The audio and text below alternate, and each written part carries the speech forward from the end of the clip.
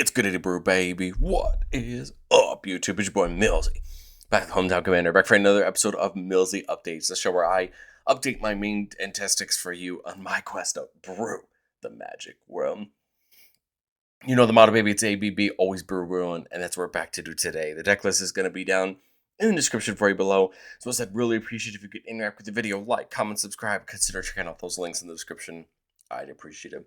But today, we're continuing through the main decks, and we're talking about my most recent updates for Alela, Artful, Provocateur. A 4-mana Esper Fairy Warlock with Flying, Death Touch, and Lifelink. And now all of our other creatures with Flying get +1/+0. Whenever you cast an artifact or enchantment spell, we're going to make a 1/1 Fairy with Flying. And this is pretty much what the deck is predicated on. We're going to cast our artifacts and enchantments to make a bunch of fairies and take over the game in the air with the fairies.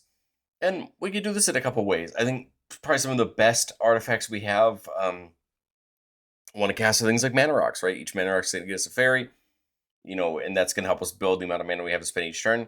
And on the enchantment side, what we really care about are enchantments that buff our creatures, make them bigger, make them able to deal more damage, as well as things that let us draw more cards so we can put more things down, get more fairies, and make our board state even harder to deal with. Yeah, I think at the end of the day, we're a deck that's susceptible to board wipes, but the hope is that our opponents are just taking out creatures, and not all the artifacts and enchantments lying around so we can keep our buffs there and ready to hit our opponents with. But I want to say a quick thank you to the channel members. Thank you so much for supporting the channel. If you're interested in seeing all of our videos just a little bit earlier for just $1 a month, consider checking that out down below. I'll admit in versions past, I think this section needed to be bigger, and I think that's one of the biggest goals of the most recent updates, is to make sure that we're using these buffs to really make each fairy bigger and better. So we need less of them to really, bring the fight to our opponents. And you can look at this two ways. There's a lot of buffs like Patchwork Banner that are just going to either give all of our creatures or creature of a chosen type +1/+1, which are great. This takes a base 2/1 fairy with Alela out into a 3/2 and, in a 4/3 and a 5/4 rate. That is helpful. But we do have larger options. Banner of Kinship, when it comes in, gets Fellowship counter for each fairy we control, and then gives all of our fairies +1/+1 for each Fellowship counter on it. Coat of Arms takes it to the max, and basically just says every creature gets +1/+1 for every other creature that shares a creature type with it on the battlefield. Coda is a double-edged sword, because it's better than Banner in the sense that the more fairies you have, the bigger the buff's going to get, because Banner's only going to look when it comes in. It doesn't look anytime after that.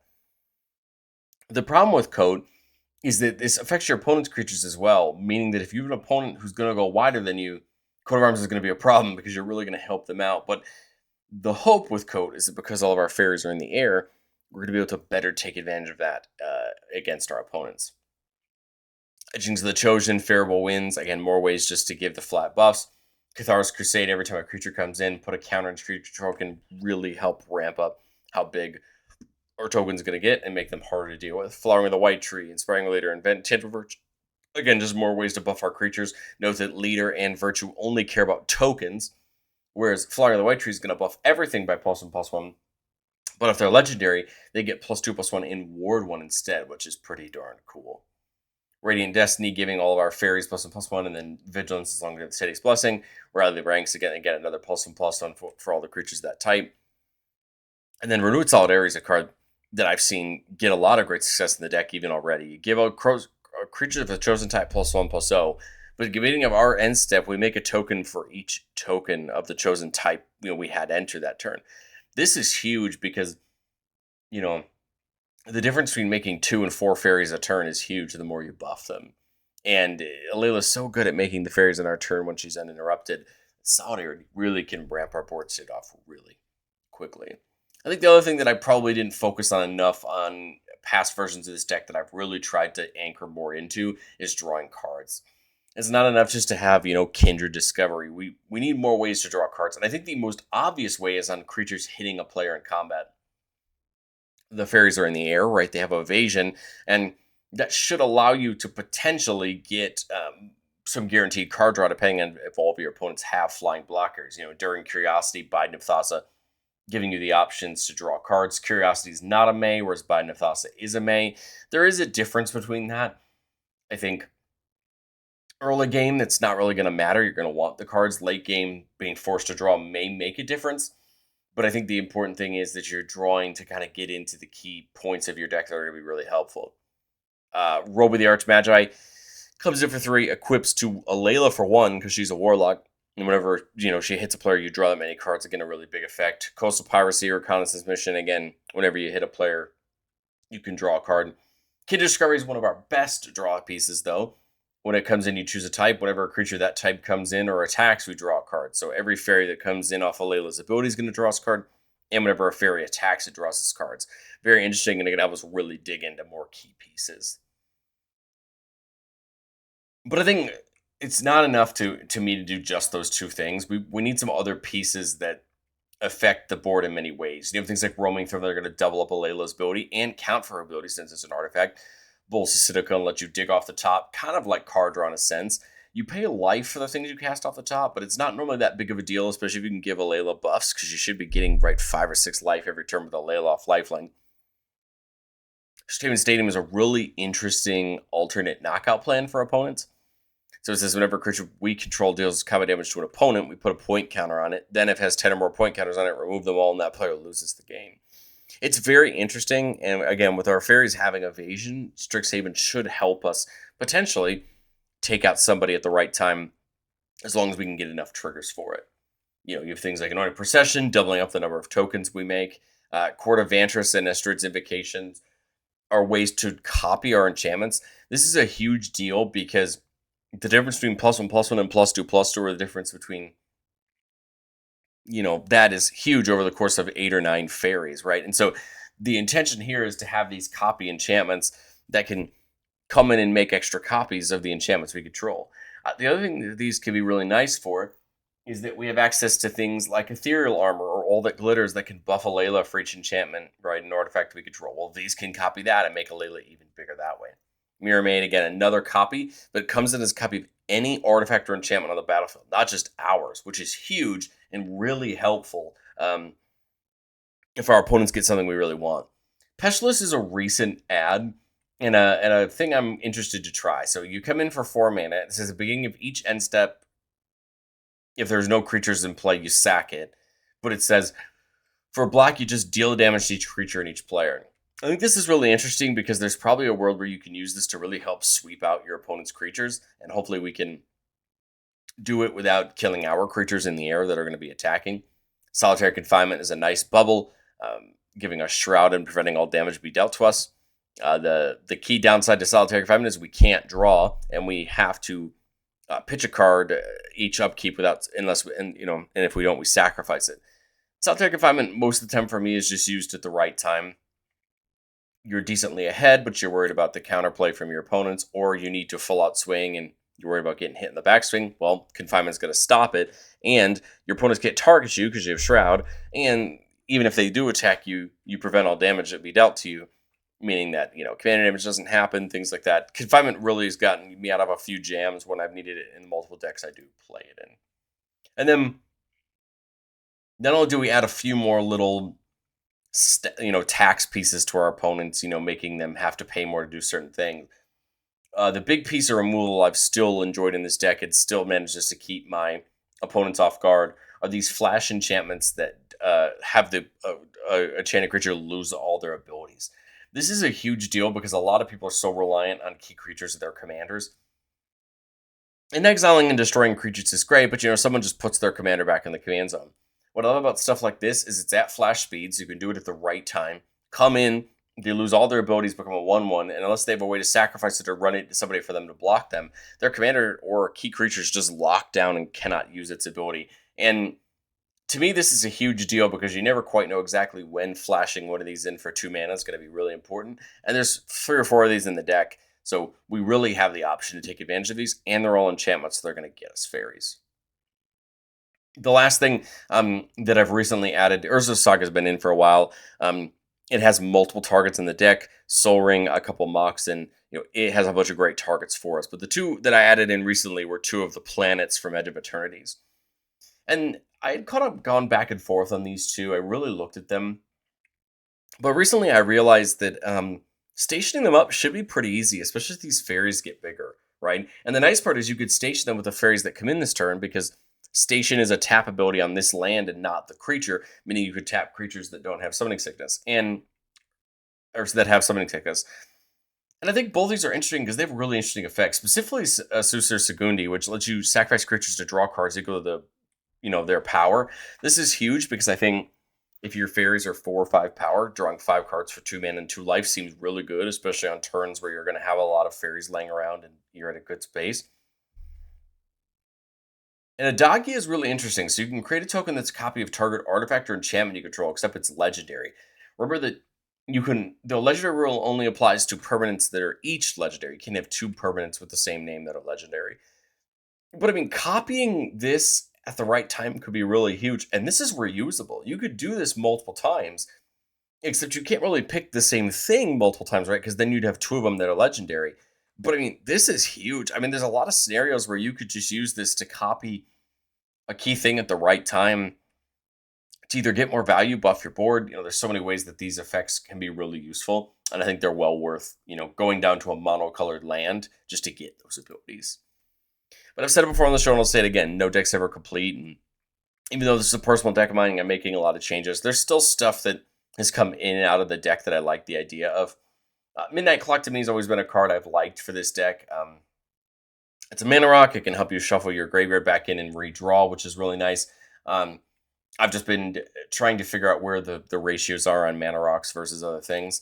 I love the idea of something like Whip of Erebos gaining enough life to hopefully get yourself out of trouble with all your fairies in the air, and it could let you get creatures back. Whip is probably one of those cards that's going to come back in pretty quickly once I test some of the new stuff. And then, my thought was something like Opposition. Tap a creature we control to tap a creature opponent controls. Could be really useful at the right time. Stop them from attacking, stop them from using an ability, stop a blocker from blocking somebody to get taken out. There's so many ways that I think Opposition could be really interesting, but it is relying on us having those extra fairies around to tap down, right? But I think it's something we could really leverage for our advantage. I think it just comes down to this round of testing. I'm testing, do I have enough draw? Do I have enough buffs? And if we can get there, then I think we can play around with some of these extra cards to have some fun. Well, let's do what we love to do on the channel the most and get into our playtest. Remember, the goal of playtest on our channel is not to find magical Christmas land. It's not just to show off all our best plays, but it's to get in some gameplay scenarios and kind of understand what are we looking for in our hands and how we're going to set them up.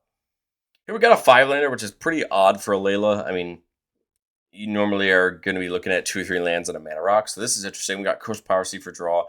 Dress Down is a really interesting card. So it flashes in, it draws us a card. All creatures lose all abilities, and then at the beginning of that end step, you sacrifice Dress Down. My thought on Dress Down is to use it defensively, really eliminate maybe an opponent's key abilities or stop them from really going for a big turn. But I think Dress Down also could just be used, offensively or defensively, right? Depending on, what you're doing. Maybe you lock, an opponent out of doing a combo. I just think there's a lot of ways Dress Down can help us. Now, the question is, what do you start with? I like the idea of Adagia. I also just like the idea of getting Urza's Saga started. It's one of those lands that you just want to get going. So here we're gonna pay the colorless into it before we go ahead and go searching. I think we just get the Soul Ring. So now we got a colorless there. We got 2 more colorless. Like, if I shock Hallowed Fountain in red, I still can't go get the Piracy down. So I think I'm just going to go ahead and get the Hallowed Fountain in. A little bit weird. I guess we probably could have thought about that a little bit more. But that's okay. This gets me a black source for Alela, and it's one of those things where you want Alela down as soon as possible. Maybe it's one of those things where we think about a little bit more what lands we're playing. Maybe trading this out for this or something, thinking about what lands we're playing at the right time. Now, Layla could station for 2 if we wanted to. I guess that kind of comes down to what your thought process is, if you need her for blocking or not. But then as we come to this turn, right, 6 mana, we've got a lot going. I like the idea of the Piracy. What this is going to do is allow us to draw an extra card this turn, and we have 2 mana up that we can use. note that the fairy could now station this if we want to, but I think we just attack and then draw. And I think I would just, get it in there. We can hold up Dress Down, basically, just in case it comes up. Now, 7 mana Oubliette, really interesting piece of removal, phasing a creature out. We can not go for Bolster Citadel yet. We're missing that black, just 2 black sources right now. So we could either, put the Segundi or, put this Chaplain and go for something like the, Mana Confluence next turn. If there's something key to remove the Oubliette, we could do that, or we could just go into combat and attack and draw 2 off the Quos Piracy. Again, I'm saying the assumption that I'm finding people who can't block them because I think they're going to be out there. Again, Cathar's Crusade is great. And then I've got 2 mana left. I'd probably just hold up the Subdual or the Dress Down. This is going to force me to pitch a card. I think I'm willing to pitch a card at this point. And I guess I could have gotten, Confinement plus Oubliette down this turn. Segundi feels good, but maybe that's the thing to pitch. And then, maybe Station for 2. Then we come back to our turn, 6, 7, 8 mana. And again, everything that comes in is another fairy or counter. So again, fairy comes in off the Archmagi, and we'll put a counter and we'll attach so we can draw. Right, so that's 4. I've got 4 mana left. We're probably just safe on Solitary Confinement because we're going to be drawing a couple cards here off the Piracy and the Archmagi. Well, I guess it doesn't give us no maximum hand size, right? So maybe it's worth getting in something like Oubliette.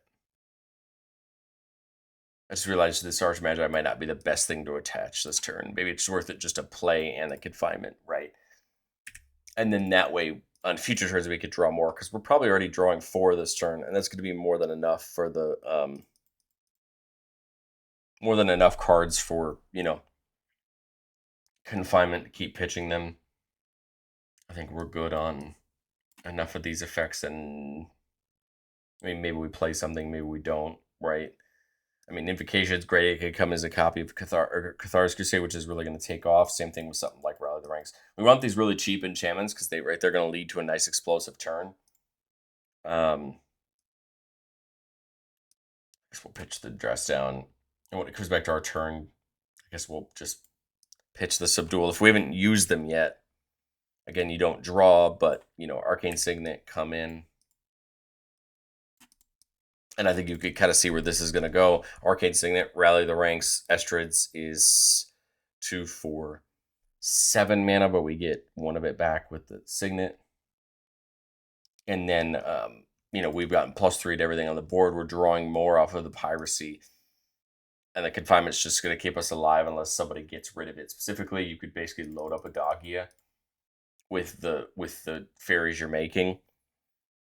And then, on a future turn, you can just keep making copies of the Confinement or make a copy of Cathar's Crusade just to get more value. And I think we'll have plenty enough power unless somebody wipes the board. Remember, you have the fairy, you have the fears to back it up there to try to at least protect from one of them. Playtest 2 here, we see both of those planet lands. So 4-lander here with Dimir Signet. So this should lead to a turn 3 Alela, which is ideally what we want, right? The Dimir Signet. I just realized that line is not the line, is it? It should have been...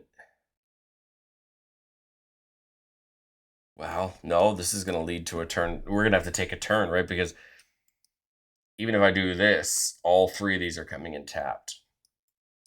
So I would have to do one of these turn 1, Plaza turn 2 into the Signet, right? And then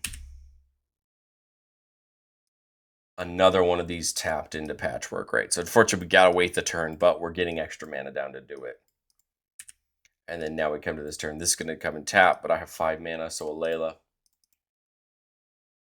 And again, now we're starting to get the value. She could go ahead and crew up one, or station up one of these 2 if we want. I think I like the Segundi, just for the future draw. Now we're at 6 mana. Again, I love Kindred Discovery for the draw. I really like Inspiring Leader. I think it's just Kindred for the fairy. And then we draw. Sorry, I didn't mean to do that. And then we draw right off of the Alela attacking, right? And we can put that land in tapped. And now as we get to this turn, right? Now we have 7 mana, a lot more mana to work with.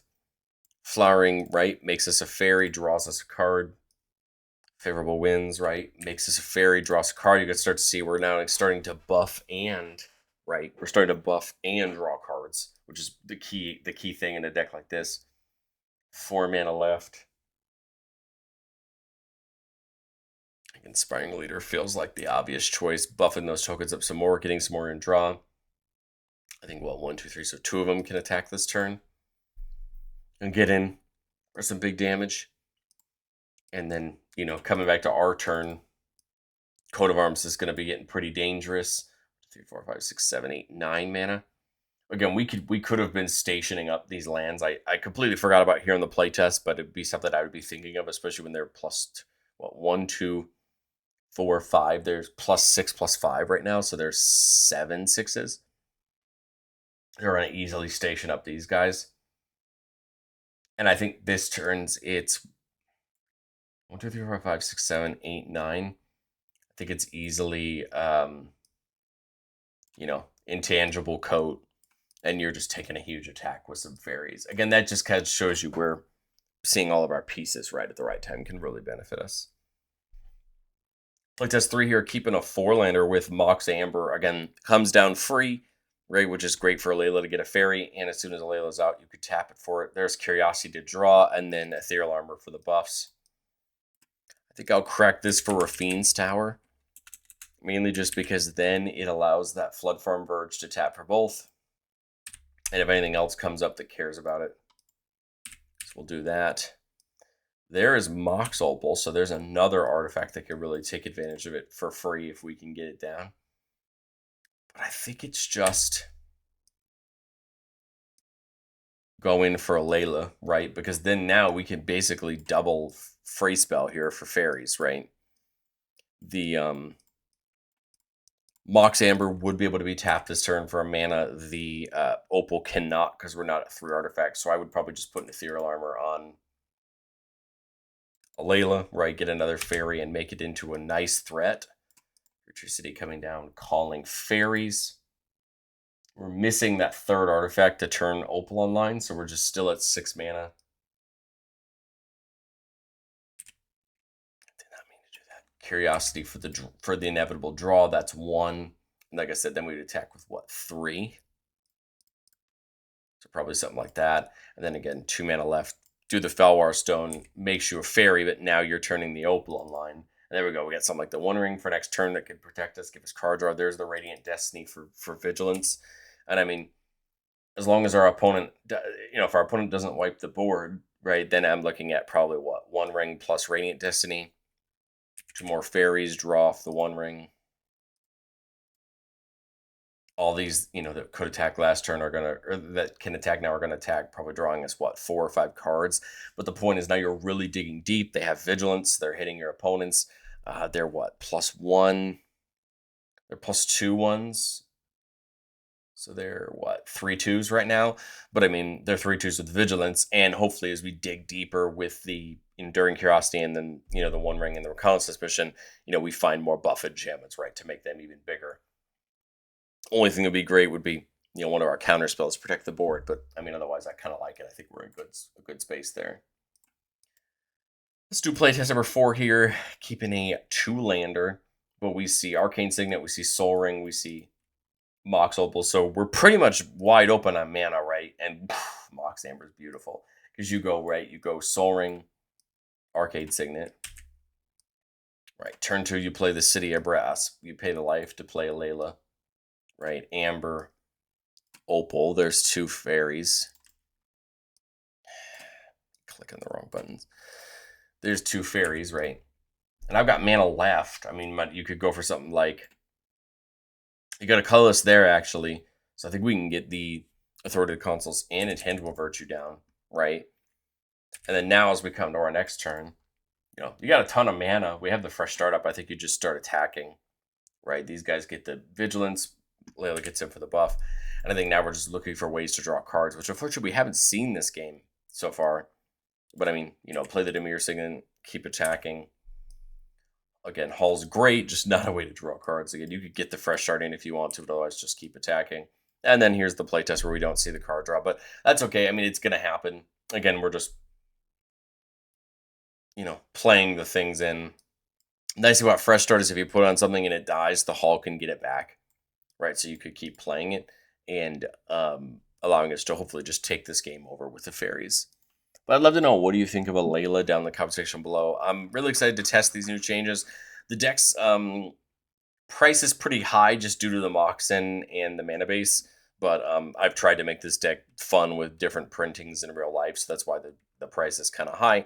But I think you can make this deck for a whole lot cheaper if you wanted to, and still have a ton of fun. There's so many cheap artifacts in enchantment that I think Alela can really pay off to make this deck really fun. You could go enchantments, you could go artifacts. There's probably a lot of artifact matter stuff that Alela could really take advantage of if you want to do that, and I think you can have your own fun. But I'd love to know what you think, and I will catch you on the next one.